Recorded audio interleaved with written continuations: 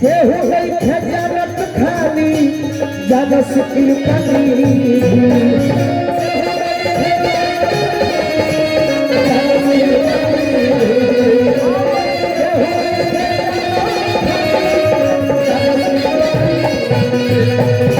बाकी जाइबा को कब जाइबा फूटी जाए के तजहिया और जोहिया उनका जाते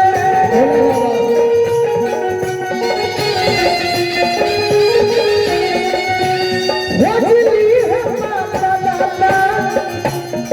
अरे कौनो सहान लुका के दहन जाइबा रहमती लिखो पे चाहे कोई सुगंधवारे होलिया तो होलिए सुगंधवारे होलिया तो होलिया जीवन एगो फैक्ट्री हो एह फैक्ट्री में आना जाना लागल बिया निमन काम करे में बा भिखारी बाबा को हमें कहनी कि गोतिया नैया केहू नया अपन स्वार्थ बस के भाई गोतिया नैया केहू न अपन स्वार्थ बस के भाई आ डार के डोरा तब कट जाई है जेकरा लिखल बस खाई रे सजनिया अभी तो लोगवा भरम में भुलाए आना जाना चालू अदिति इनकमिंग आउट गो आना जाना चालू अरे भैया आना जाना चालू खाना रही रोक के पारी छुट्टी होई ड्यूटी से सोते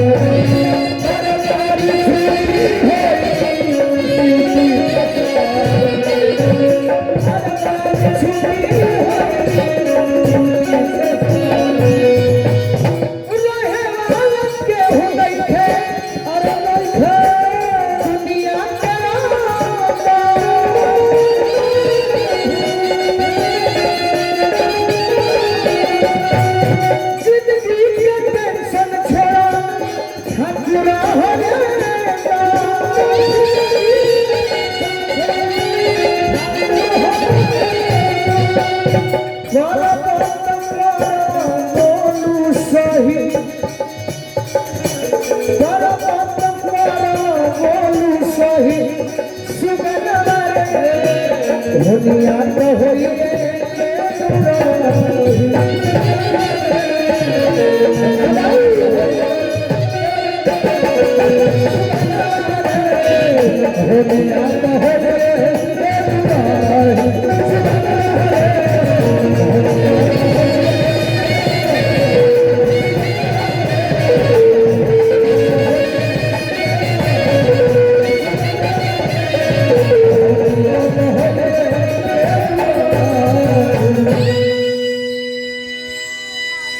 जय माता बोली राजा।